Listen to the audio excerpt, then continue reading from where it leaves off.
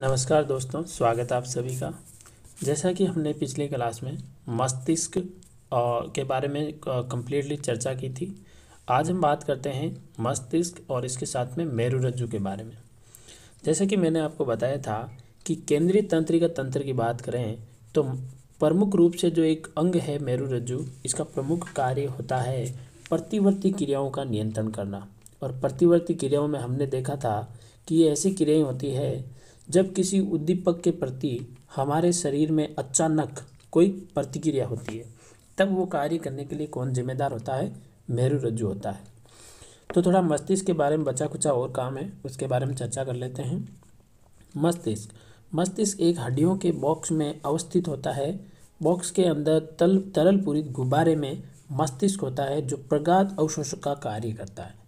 आपकी जानकारी के लिए बता देते हैं कि जो मस्तिष्क होता है उसके चारों ओर एक मजबूत कपाल होती है, हड्डी होती है, और उस हड्डी के बीच में भरा होता है एक द्रव पदार्थ। ठीक है, ये लिखा ना, तरल पूरित गुब्बारे नुमा, है ना, ये तरल पदार्थ होता है।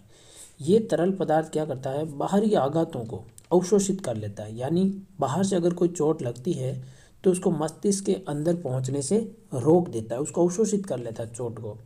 तो इसका काम कौन करता है? कपाल करता है, मस्तिष्क का बाहरी आवरण। दूसरी बात आती है मेरुरज्जु। मेरुरज्जु की सुरक्षा कैसुरुक दंड या रीढ़ की हड्डी में होती है। आप सभी जानते हैं कि हमारे गर्दन के पीछे वाला जो भाग होता है उसको हम मेरुदंड या रीढ़ की हड्डी कहते हैं, और मेरुरज्जु इसके अंदर होता है, एक तंत्रिकाओं का जाल होता है। इसे हम क्या नाम देते हैं? मेरुरज्जु देते हैं। ठीक है, चलिए आगे की ओर बढ़ते हैं। तंत्रिका उत्तक एवं पेशी उत्तक के बीच में समन्वय। अब यहाँ पर हम ये सीखने का प्रयास करेंगे कि किस प्रकार हमारे शरीर से संकेत जो है वो मस्तिष्क में पहुँचते हैं और मस्तिष्क से वापस हमारे शरीर के अंगों में आते हैं और हमारे अंग उसके परिणाम स्वरूप कार्य करते हैं। तो कैसे करते हैं, ये बहुत इंपॉर्टेंट चीज़ है, इसको समझिएगा। देखिए, सबसे पहले होती है ज्ञानेंद्री। ज्ञानेंद्री का अर्थ हम ये समझ सकते हैं कि हमारी, जैसे मान के चलिए त्वचा है, ठीक है, अगर हमारी त्वचा के ऊपर अगर कील चुभाई जाती है या गर्म पानी में हाथ चला जाता है तो वहाँ से क्या आएगा? उद्दीपक आएगा। ठीक है, जैसे कील चुभाते हैं तो यहाँ से उद्दीपक आएगा। उस उद्दीपक को ग्रहण करने का कार्य कौन करती है? तंत्रिका कोशिका। और ऐसी तंत्रिकाएं जो उद्दीपक को ले जाने का कार्य करती हैं उसका नाम है संवेदी तंत्रिका। मोस्ट इंपॉर्टेंट, ध्यान रखिएगा। ठीक है, ज्ञानेंद्रियों द्वारा उद्दीपक को ग्रहण करने की क्रिया स्वेदी तंत्रिकाओं द्वारा होती है। यहाँ से स्वेदी तंत्रिकाएं जो है ये संकेत मेरुरज्जु से होते हुए कहाँ चला जाता है? मस्तिष्क में चला जाता है। यानी मस्तिष्क के अंदर दोनों चीज़ें आती हैं। केंद्रीय तंत्रिका तंत्र के अंदर मस्तिष्क और मेरुरज्जु दोनों आ जाते हैं। तो पहले मेरुरज्जु में जाएगा, उसके बाद में मस्तिष्क में जाएगा। मस्तिष्क में ये जो सूचना प्राप्त हुई है उसको संसाधित किया जाता है, यानी उसको पढ़ा जाता है। पढ़ने के बाद में निर्णय लिया जाता है मस्तिष्क के द्वारा, और निर्णय लेकर उस संकेत को वापस अनुक्रिया के रूप में वापस भेजता है कौन? मस्तिष्क। लेकिन किसकी सहायता से? ये इंपॉर्टेंट चीज़ है। संकेतों को वापस लाने का कार्य प्रेरक तंत्रिका द्वारा होता है। ये ध्यान रखिएगा। ये दो चीज़ें दिख रही है ना आपको, ये कंफ्यूज मत हो जाना आप। यहाँ पर संवेदी तंत्रिकाएं संकेत को लाती हैं और प्रेरक तंत्रिकाएं मस्तिष्क से संकेत को ले जाती हैं। तो यहाँ से निर्णय लेकर इस संकेत को वापस भेजा जाता है, और वो मैसेज कहाँ जाएगा? हमारी मांसपेशियों में जाएगा। ठीक है, जैसे हमने कील चुभाई तो हमारे त्वचा के नीचे मांसपेशियों में, और मांसपेशी पे जैसा संकेत मिलेगा वो उसके अकॉर्डिंग क्या करेगी? क्रिया करेगी। यदि वो संकुचित होती है या फैलती है तो उसके हिसाब से अपन हाथ वहाँ से हटा लेंगे। ठीक है, तो वो सब क्रिया किसके द्वारा होगी? मांसपेशियों द्वारा होती है। एक बार वापस समझा देता हूँ, इस चीज़ को समझिएगा, ये इंपॉर्टेंट चीज़ है। सबसे पहले ज्ञानेंद्रिय, यानी कि हमारी त्वचा या कोई भी अंग है, जो ज्ञानेंद्रिय होती है मुख्य रूप से 5, उनमें किसी के पास एक उद्दीपन आएगा, संकेत आएगा। संकेत आते ही वो किस में जाएगा? संवेदी तंत्रिका में जाएगा, और वहाँ से केंद्रीय तंत्रिका तंत्र में। केंद्रीय तंत्रिका तंत्र से ये सूचना प्राप्त करते हैं, उसको पढ़ते हैं, पढ़ने के बाद में निर्णय लेते हैं। निर्णय लेकर उसकी अनुक्रिया के रूप में वापस संकेत को भेजते हैं, वो भी किसके द्वारा? प्रेरक तंत्रिका द्वारा। और प्रेरक तंत्रिका इसको पेशी उत्तक में भेजती हैं, और पेशी उत्तक से पेशी संकुचन होता है और हम हाथ को वहाँ से हटा लेते हैं। आई होप ये दोनों चीज़ें आपको समझ में आ गई होगी। फिर लौटते हैं कि हमने पढ़ा था कि ये जो संकेत है हमारे शरीर में, ये विद्युत आवेग द्वारा जाता है। हमने क्या पढ़ा? ये संकेत विद्युत आवेग द्वारा संचरित होते हैं। तो विद्युत आवेग की कुछ सीमाएं भी है, ठीक है। तो क्या सीमाएं देखिए, संकेत, विद्युत संकेत या तंत्रिका तंत्र की सीमाएं। विद्युत संवेग केवल उन कोशिकाओं तक पहुंच सकता है जो तंत्रिका तंत्र से जुड़ी हो। बहुत इंपॉर्टेंट, संवेग सिर्फ वहीं जा सकते हैं जहां तंत्रिका तंत्र है, जहां तंत्रिकाएं नहीं है वहां ये संवेग नहीं जा सकते।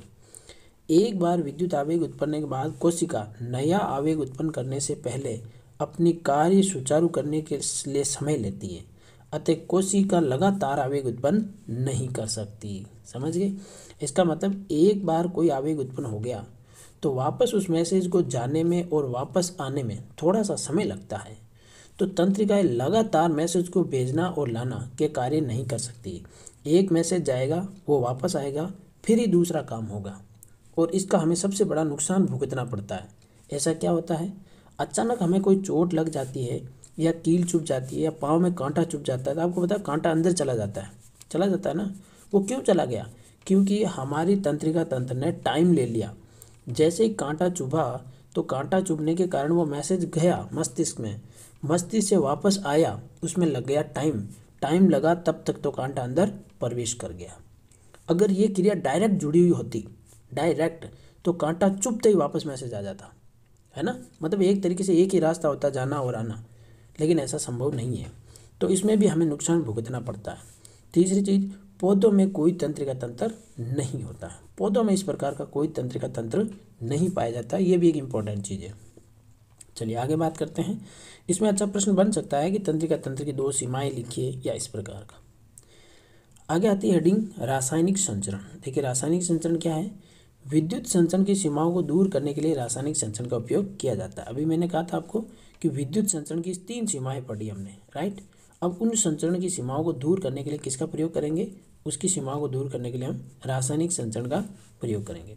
पौधों में समन्वय, ये क्या देखिए, पौधों में गति, वृद्धि का गति पर निर्भर ना होना और वृद्धि पर निर्भर गति, यानी गति का वृद्धि पर निर्भर होना और गति का वृद्धि पर निर्भर नहीं होना। यहाँ पर 2 चीज़ें आ रही है। एक आ रही है वृद्धि। वृद्धि का मतलब होता है पादप का बढ़ना, पादप का लंबा होना, ठीक है। दूसरी चीज़ आ रही है गति। गति का मतलब है पादप कौन सी दिशा में लंबा हो रहा है, कौन सी डायरेक्शन में ऊपर जा रहा है, ठीक है। तो ये हो गया गति। तो वृद्धि किस दिशा में हो रही है, गति पर निर्भर कर रही है या नहीं, ये दोनों चीज़ें इसके अंदर अपन देखेंगे। सबसे पहले बात करते हैं उद्दीपन के लिए तत्काल अनुक्रिया, ठीक है। तो उद्दीपन जब होता है तो उसके लिए तत्काल अनुक्रिया होती है। क्यों होती है?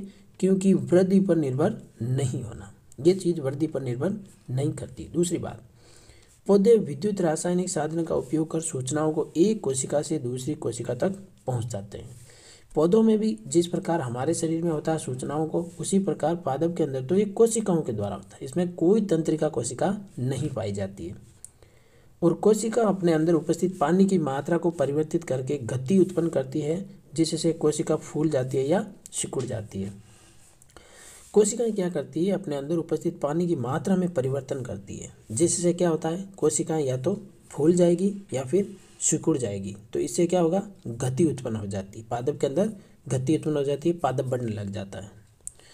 जैसे उदाहरण है छूने पर छुई मुई के पौधों की पत्तियों का सिकुड़ना। जैसे ही छुई मुई का पौधा होता है, उसकी पत्ती जो होती है, उस पत्ती को छूने पर वो पत्ती तुरंत बंद हो जाती है। उसका कारण क्या है? उसका कारण है उसकी कोशिका के अंदर उपस्थित पानी की मात्रा में परिवर्तन। तुरंत कोशिकाएं क्या करती है, संकेत को प्राप्त करके पानी की मात्रा को परिवर्तित करेगी और तुरंत कोशिकाएं क्या होगी, सिकुड़ जाएगी, जिससे ये छुई मुई के पौधे की जो पत्तियां हैं वो चिपक जाएंगी, ठीक है। दूसरी चीज़ है वृद्धि के कारण गति। ये दिशिक और अनुवर्तन गतियां हैं, उद्दीपन के कारण होती है। जब पौधे को कोई उद्दीपन मिलता है तो पौधा उसी दिशा में गति करने लग जाता है, तो इसे कहा जाता है वृद्धि के कारण गति। जैसे देखिए प्रतान वह भाग होता है जो वस्तु से दूर होती है, वस्तु के पास वाले भाग की तुलना में तेजी से गति करता है, जिसे प्रतान वस्तु के चारों ओर लिपट जाता है। देखिए इस लाइन को आराम से वापस समझिए। प्रतान का वह भाग जो वस्तु से दूर होता है, वस्तु के पास वाले भाग की तुलना में तेजी से गति करता है, जिससे प्रतान वस्तु के चारों ओर लिपट जाता है। यानी आपने देखा होगा कि कोई भी बेल होती है तो उसके देखना चारों ओर इस प्रकार की संरचना होती है जो कि किसी भी चीज़ को ऐसे गूंथ लेती है, ऐसे है ना, ऐसे ऐसे इस प्रकार। तो ये क्या है, इसे कहा जाता है प्रतान। बेल का जो प्रतान होता है इसे कहा जाता है प्रतान। प्रतान का वह भाग जो वस्तु से दूर होता है, वस्तु के पास वाले भाग की तुलना में तेजी से गति करता है। यानी इसके आगे वाले भाग को छोड़कर ये जो पीछे वाला भाग है ये बहुत तेजी से आगे बढ़ता है। ये आगे बढ़ेगा तभी ये नज़दीक पहुंचेगा वस्तु के, और नज़दीक पहुंचेगा तो वो फटाफट उस वस्तु को लपेट लेता है। समझ गए आप। दूसरी चीज़ है प्रकाश अनुवर्तन। इसका मतलब होता है पौधा हमेशा प्रकाश की दिशा में गति करता है। पौधे हमेशा जिधर सूर्य की रोशनी मिलती है उसी डायरेक्शन में गति करते हैं। दूसरी चीज़ है गुरुत्वावर्तन। इसका मतलब है पृथ्वी की तरफ या दूर की ओर गति। जड़ें हमेशा गुरुत्वावर्तन गति करती है। प्रकाशानुवर्तन का मतलब होता है पौधे की गति, और गुरुत्वानुवर्तन का मतलब होता है जड़ों की गति। फिर आती है रसायनुवर्तन। इसका मतलब होता है पराग नली को अंडाशय की तरफ गति। कोई भी पुष्प होता है तो उस पुष्प के अंदर एक होती है पराग नली और नीचे होता है अंडाशय। तो यहाँ से जब कोई परागकण गिरता है तो वो एक नली बना लेता है और अंडाशय में पहुँच जाता है। इसे कहा जाता है रसायनुवर्तन। फिर आता है जलानुवर्तन। पानी की तरफ जड़ों की गति, और इसे कहा जाता है जलानुवर्तन। तो ये कुछ बेसिक परिभाषाएं आपको ध्यान रखनी है, ठीक है। फिर पढ़ते हैं कुछ पादप हार्मोन के बारे में। वह रसायन जो पौधों की वृद्धि, विकास, अनुक्रम तथा समन्वय करते हैं तो उन्हें पादप हार्मोन कहते हैं। ये क्या क्या करेंगे, पौधों की वृद्धि और विकास और अनुक्रिया और समन्वय में मुख्य भूमिका निभाते हैं। कुछ हार्मोनों के बारे में देखते हैं और इनके काम भी बहुत इंपॉर्टेंट है एग्जाम की दृष्टि से। ऑक्सिन, ये शाखाओं के अग्र भाग पर बनता है। शाखाएं होती है पादप की, सबसे ऊपर बनता है। कोशिकाओं की लंबाई में वृद्धि करता है और प्रकाशानुवर्तन में सहायक है, ठीक है। पौधे की लंबाई बढ़ाता है ये। दूसरा जिब्रेलिन, ये तने की वृद्धि में सहायक है, ये तने की वृद्धि करता है। और साइटोकाइनिन कोशिका विभाजन को तीव्र करता है। फल और बीज में अधिक मात्रा में ये पाया जाता है। और लास्ट आता है एब्सिसिक अम्ल, ये वृद्धि संबंधन है। पत्तियों का मुरझाना इसी से होता है और तनाव हार्मोन भी इसे कहते हैं। बहुत ही इंपॉर्टेंट, आप अच्छे से याद रखिएगा इनको।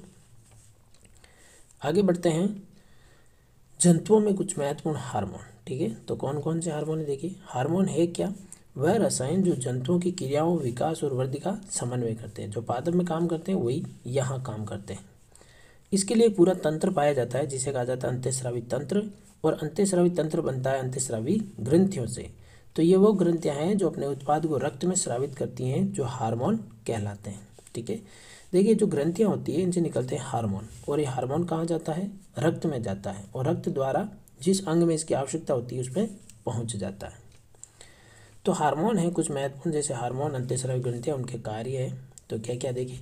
थायरोक्सिन हार्मोन, इसका ये एक ग्रंथि होती है औटो ग्रंथि, इसको थायराइड ग्रंथि भी कहा जाता है। ये हमारी गर्दन में पाई जाती है और ये कार्बोहाइड्रेट, प्रोटीन, वसा आदि का क्या करता है, उपापचय करता है। दूसरा है वृद्धि हार्मोन, ये पृष्ठ ग्रंथि से निकलता है जिसे मास्टर ग्रंथि कहते हैं, हमारे मस्तिष्क में पाई जाती है ये, और ये भी वृद्धि और विकास का नियंत्रण करता है। एड्रेनलिन, ये एड्रिनल ग्रंथि पे पाया जाता है, वृक्क पे पाया जाता है, किडनी पे पाया जाता है, और ये बीपी है, हृदय की धड़कन है आदि का नियंत्रण करता है। फिर आता है इंसुलिन, तो आप सभी जानते हैं अग्नाशय से निकलता है और ये अग्नाशय हमारे उदर के नीचे है। ये रक्त में शर्करा की मात्रा को नियंत्रित करता है, ठीक है, बढ़ने नहीं देता है। और अगला है लिंग हार्मोन, ये अलग अलग है, जैसे नर में बात करें तो वृषण और मादा में बात करें तो अंडाशय। तो नर में वृषण से निकलता है टेस्टोस्टेरोन हार्मोन और मादा में अंडाशय से निकलता है एस्ट्रोजन हार्मोन। दोनों को अलग अलग याद रखिएगा। ये पेट के निचले हिस्सों में पाए जाते हैं और यौवन आरंभ से संबंधित परिवर्तन आते हैं, जैसे लड़कों में दाढ़ी मूंछें आना, ये सारे इसी की वजह से होते हैं, ठीक है। फिर कुछ टॉपिक है अपना, जैसे आयोडीन युक्त नमक क्यों आवश्यक है, तो इसके बारे में अपन नेक्स्ट क्लास में चर्चा करेंगे। तो मिलते हैं अगली क्लास में, तब तक के लिए जय हिंद, जय भारत।